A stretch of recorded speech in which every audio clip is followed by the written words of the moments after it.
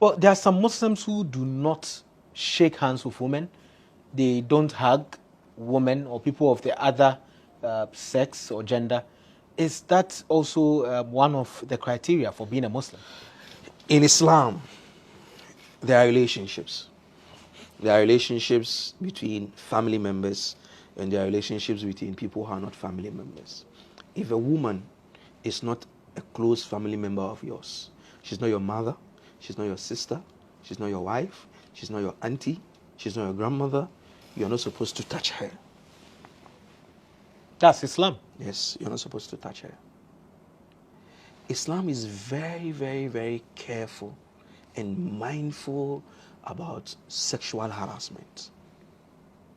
Some men, by virtue of trying to be friendly with women, hug them in a way that is not right.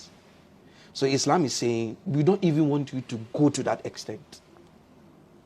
You are only entitled to touch your mother, because your mother, if you touch your mother, and then you have any sexual intention, then you are a devil.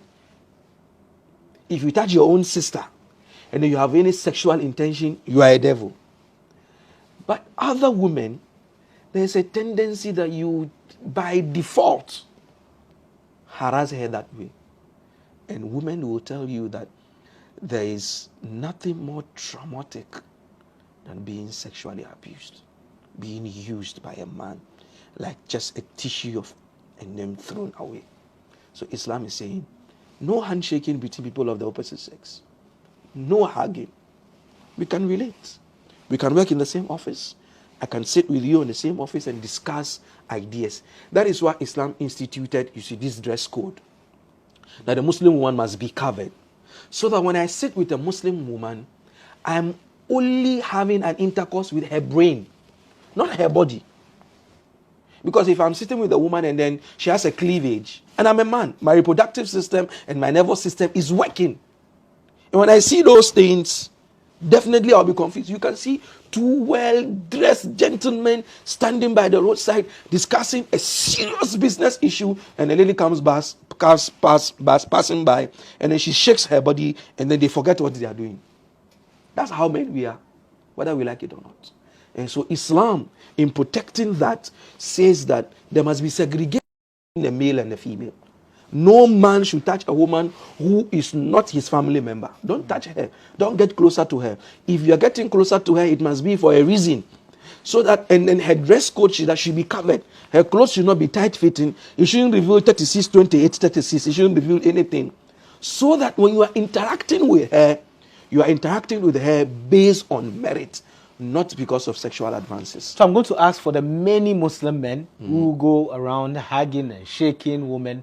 Are they the devils? Are they on the wrong side of God? No, we wouldn't say they are devils, no. Okay. We wouldn't say they are the wrong side of God. What we say is that they are doing something that Islamically they are not supposed to do. Not supposed to do at all. It's not right. A Muslim man, or even a man in general, is not supposed to hold a woman who doesn't be, it's not his. Me, for example, if I see you holding my wife, I will not be happy. So why will I go and hold someone else's wife? Hold her waist and then play with her waist beads, tickle her. It's not right. Islam says no way. Don't create that atmosphere whereby women will be sexually harassed. Islam says no way. It doesn't give even an inch of that. It says when you are dealing with women, deal with her because of her intellect. Deal with her because of her capacities and her capabilities. Don't deal with her because you want to have some sexual advances towards her. Now let's talk about the woman. Well, with dress code, you mentioned that there's a dress code. You need to cover up some parts of the body. And there are so many other women who we know are Muslims, but they don't dress like the Muslims we see with the long veils and covering up totally. Is it against, or is it a sin, if I may use that word, to not look like what is prescribed by the religion? It is a sin. It's a sin because it's very, very categorical in the Quran that the Almighty Allah says women should cover up. Men should also cover up. Sometimes we don't You don't equalize it. Men should cover up. Sometimes you see someone enters the masjid and then when he prostrates, excuse me, you can see he's behind. It is wrong. It's a sin in Islam.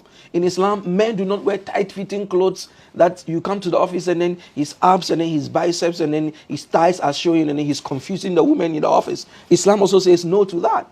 So the dress code is not only for women, it's for men. And then the reason being that Islam wants to protect the society from illicit sexual activities. Because if you observe now, the cheapest thing now is sex, with all due respect. And excuse my language. If you want to be famous now in this country, strip naked on TikTok and that's it. You become a celebrity in our country.